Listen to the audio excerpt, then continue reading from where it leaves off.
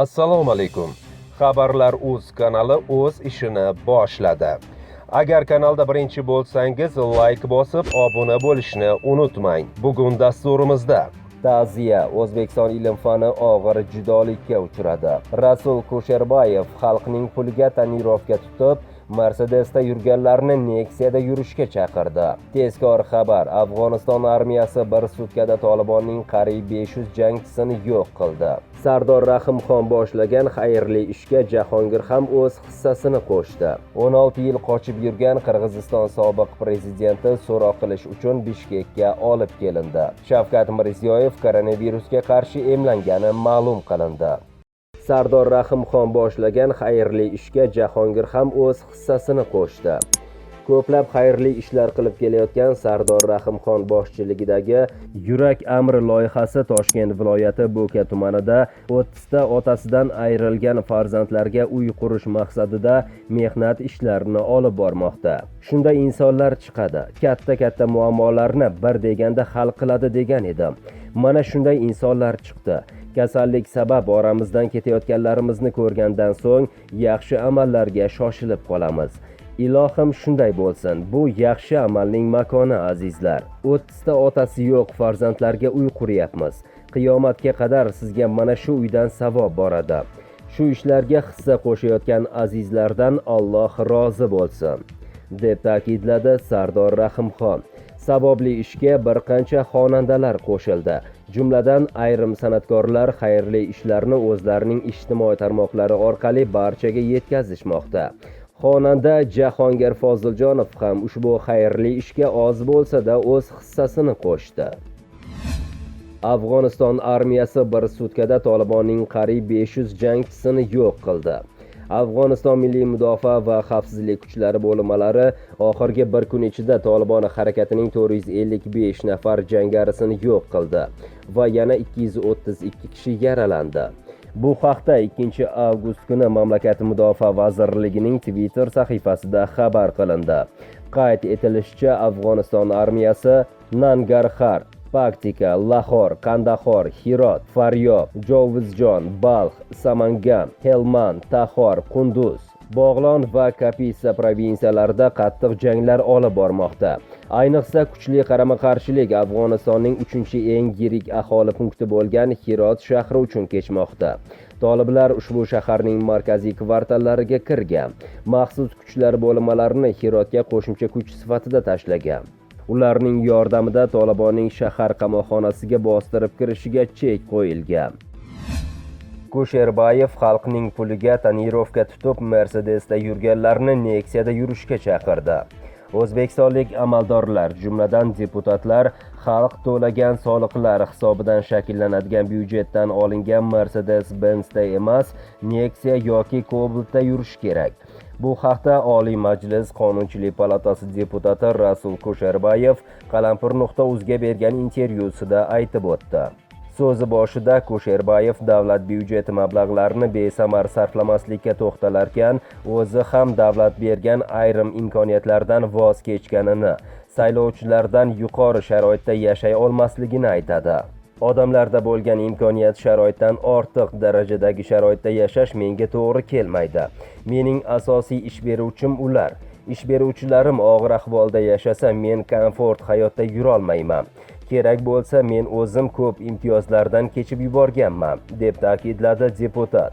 Rasul Kusherbayev alohida poliklinikada hukumat tomonidan oilasiga ko'rsatiladigan tibbiy xizmatni rad etgani, o'zi ham boshqalar qatori oddiy oilaviy poliklinikaga borishi va ular duch keladigan muammolarga uchrayotgani, soatlab очередda turgani haqida ham gapirib o'tdi. Xizmat avtomobilimdan deyarli foydalanmayman. Oyda 1 yoki 2 marta foydalanaman yoki yo'q. Lekin xizmat uydan foydalanaman, to'g'ri. Qolgan amaldorlarga ham tavsiya bergan bo'lardimki, o'zimizda ishlab chiqarilayotgan Nexia 3 yoki Cobalt'dan ortiq xizmat avtomobiliga minmasin. Mercedes-Benz'da yuradiganlari ham bor.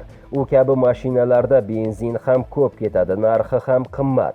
Bu mablag'lar kimning hisobidan olinyapti, deb ta'kidladi Kusherbayev. U bu fikrlar Milliy tiklanish demokratik partiyasi raisi Oliy Majlis spikerining o'rinbosari Alisher Qodirovdan tortib vazirlargacha qaratilganligini urg'uladi.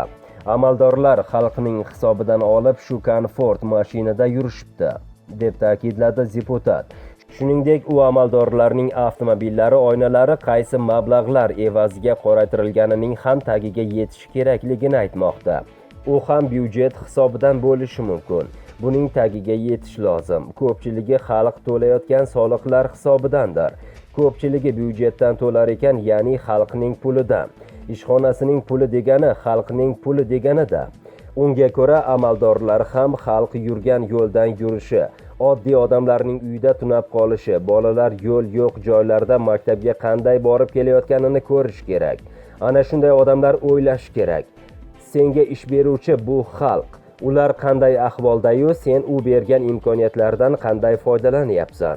Bizning amaldorlar ham xalq yurgan yo'ldan yurishi lozim. Uning qop-qora Mercedes-Benzda rayon markaziga borgani, u yerda hamma qo'li ko'ksida kutib olgani, bitta-ikkita mahallaga kirib chiqqani ish emas. Ular kirib chiqqanda ham hal bo'lmayotgan ishlar juda ko'p. Ular borib haqiqatni ko'rish kerak. O'sha yerning muammosini hal qilishi lozim. Kerak bo'lsa o'sha yerga vagon olib borib yashasin. Birorta fuqaroga aytsa bir kunga uydan joy beradi, issiq o'rin beradi, borib yashasin. Ularning bolalari kilometrlab yo'l yo'q joydan maktabga qatnab yuribdi, deb ta'kidladi Kusherbayev. 16 yil qidiruvda bo'lgan Akayev prezident Japarov bilan uchrashdi. Avvalroq Qirg'izistonning birinchi prezidenti Asqar Akayev Bishkekka olib borilgani hamda Milliy xavfsizlik davlat qo'mitasi binosida ushlab turilgani haqida xabar qilingan edi. Mahalliy ommaviy axborot vositalarining yozishicha, mamlakat birinchi prezidenti Asqar Akayev 2 avgust kuni Qirg'izistonga olib kelingach, respublikaning amaldagi rahbari Sadir Japarov bilan uchrashgan. Bu haqda Akayevning o'zi jurnalistlarga ma'lum qilgan. Akayevning aytishicha, hamma narsani aytib berish imkoniyati uchun mamlakat rahbariga minnatdorlik bildirgan. Menga yo'l ochgani uchun Sadir Japarovga minnatdorchilik bildiraman. Mamlakat oldiga katta vazifalar qo'yildi. Yangi rahbariyatda iqtisodiyotni qanday ko'tarish borasida ijodiy reja bor.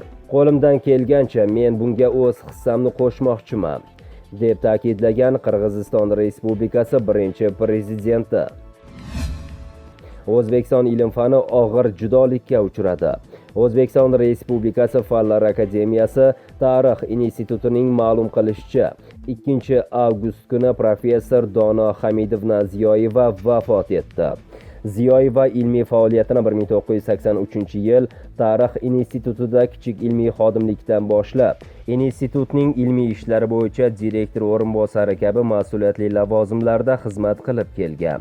Olima 1990-yil Turkistonda 19-20 asr boshidagi Milliy ozodlik harakati tarixshunosligi mavzusida nomzodlik, 1999-yilda 1917-1924-yillarda Turkistondagi Milliy ozodlik harakatlari 20-asr tarixshunosligida mavzularida doktorlik dissertatsiyalarini muvaffaqiyatli himoya qilgan.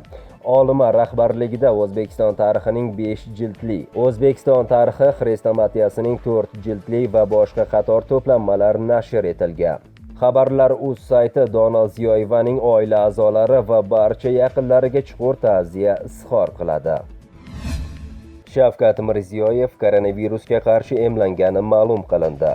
Shavkat Mirziyoyev koronavirusga qarshi vaksina olgani aytildi. Bu haqda Prezident matbuot kotibi Sherzod Asadov dushanba kuni brifingda ma'lum qildi. Prezident matbuot kotibi Sherzod Asadovning ma'lum qilishicha, O'zbekiston prezidenti Shavkat Mirziyoyev mas'uliyatli fuqaro sifatida albatta vaksina olgan. O'sha vaqtda O'zbekistonda 3 ta vaksina ro'yxatdan o'tgan edi. ZF-Uz, Vak 2001, AstraZeneca va Sputnik V. Prezident shu vaksinalardan biri bilan to'liq emlangan. Ayni paytda respublikamizda vaksinatsiya jarayoni jadal davom etmoqda. Prezidentimiz xalqparvar rahbar sifatida fuqarolarni emlanishga da'vat etadi, deb ta'kidlagan Sherzod Asadov.